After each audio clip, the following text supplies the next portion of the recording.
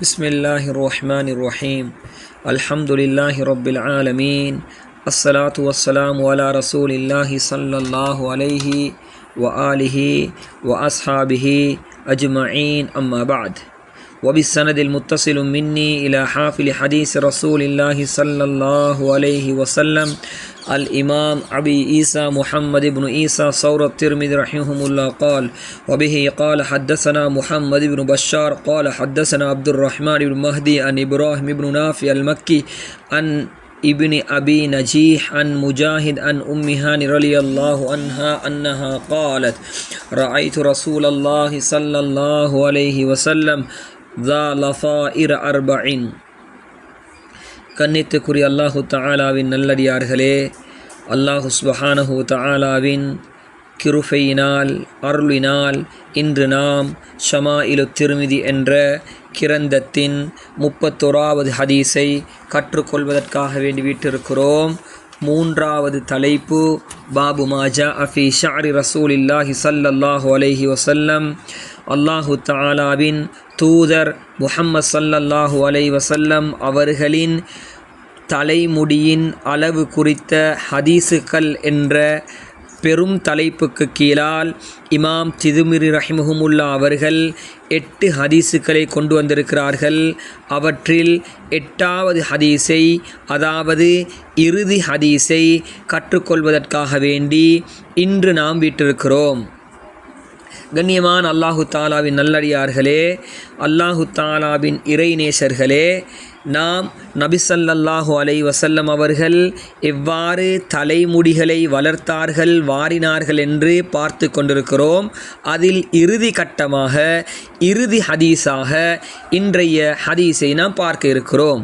அந்த ஹதீஸுடைய அரபு வார்த்தைகளை நாம் பார்த்துவிட்டோம். இப்போது அந்த ஹதீஸினுடைய கருத்தின் பக்கம் நகர்வோம். இந்த ஹதீஸின் அறிவிப்பாளர் உம்மு ஹானி ரலியல்லாஹு அன்ஹா அவர்கள் கூறுகிறார்கள், நான் நபி ஸல்லல்லாஹு அலைஹி வஸல்லம் அவர்களை பார்த்தேன். அவர்களின் தலைமுடி 4 சடைகள் போடப்பட்டிருந்த நிலையில் அவர்களை நான் கண்டேன். நபி ஸல்லல்லாஹு அலைஹி வஸல்லம் அவர்களின் தலைமுடியில் 4 சடைகள் போடப்பட்டிருந்த நிலையில் அவர்களை நான் பார்த்தேன் என்று உம்மு ஹானி ரலியல்லாஹு அன்ஹா அவர்கள் அறிவிக்கிறார்கள். பல்வேறு நிலைகளையும் சூழல்களையும் பொறுத்து வேறுபாடுகள் ஏற்பட்டிருக்கின்றன. நபி ஸல்லல்லாஹு அலைஹி வஸல்லம் அவர்களின் தலைமுடியை கத்தரித்து குறைத்த போது அது அவர்களின் காது மடலின் பாதி அளவுக்கு இருந்தது. பிறகு படிப்படியாக தலைமுடி வளர்ந்து காதின் சோனைகளை தொட்டது. தலைமுடியை வெட்டாதிருந்த போது தோள்களையும் தொடும் அளவுக்கு அதிகரித்தது. இவ்வாறு அறிவிப்பாளர்கள் அவர்கள் எந்த நிலையில் ஸல்லல்லாஹு அலைஹி வஸல்லம் அவர்களை கண்டார்களோ அந்தந்த நிலைமைகளில் அறிவிப்பாளர்கள் இந்த அறிவிப்புகளை அறிவித்திருக்கிறார்கள். எனவே நாம் விளங்கி கொள்ள வேண்டும், நபி ஸல்லல்லாஹு அலைஹி வஸல்லம் அவர்களின் தலை அவர்களுடைய தோள்களை தொடும் அளவுக்கும் இருந்திருக்கிறது என்பதை நாம் இந்த ஹதீஸுகளின் மூலம் விளங்கி கொள்ள வேண்டும். எனவே ஆண்களாகிய நாம் சுன்னத்துக்களை அணுவாக பின்பற்ற விரும்பக்கூடிய உள்ளத்தையும் அவற்றை அமல் செய்யக்கூடிய பாக்கியத்தையும் அல்லாஹு தஆலா நம் அனைவருக்கும் நசீபாப்பானாக. சுன்னத்தை சுன்னத்தான முறைப்படி சுன்னத்துக்களை பேணி செய்யக்கூடிய பாக்கியம் அல்லாஹ் எல்லோருக்கும் நசீபாப்பானாக. கண்ணியமான சகோதரர்களே, சுன்னத் என்ற போது ஒரு விடயத்தை நாம் சிந்தனையில் கொள்ள வேண்டும். மிஸ்வாக்காக இருந்தாலும் மிஸ்வாக் என்பது ஒரு சுன்னத்து. அந்த மிஸ்வாக்கை பிடிப்பதற்கு ஒரு சுன்னத் இருக்கிறது. எவ்வாறு மிஸ்வாக்கை பிடிக்க வேண்டும், மிஸ்வாக் செய்வது ஒரு சுன்னத்து. அந்த மிஸ்வாக்கை எவ்வாறு செய்ய வேண்டும், வாயில் பல்லில் எந்த பகுதியில் முதலில் வைக்க வேண்டும், எந்த பக்கத்துக்கு ஆரம்பத்தில் இழுக்க வேண்டும்.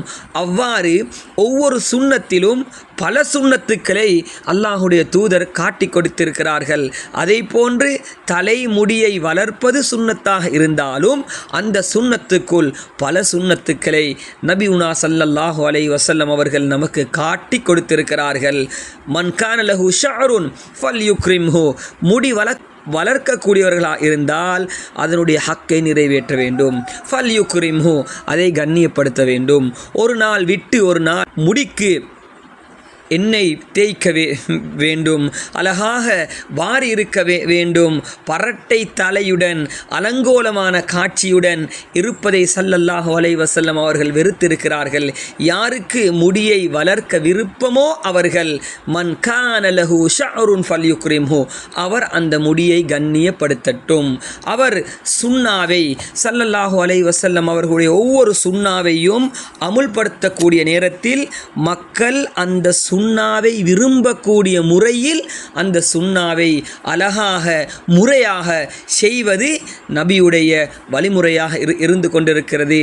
எனவே நாம் சுன்னாக்களை பின்பற்றக்கூடிய நேரத்தில் நம்மை பார்த்து பலர் சுன்னாக்களை பின்பற்றக்கூடிய மிஃப்தாஉல் ஹைர், நலவுக்குரிய திறவுகோலாக நலவை உண்டாக்கக்கூடிய மக்களாக நம் அனைவரையும் அல்லாஹு தஆலா ஆக்குவானாக.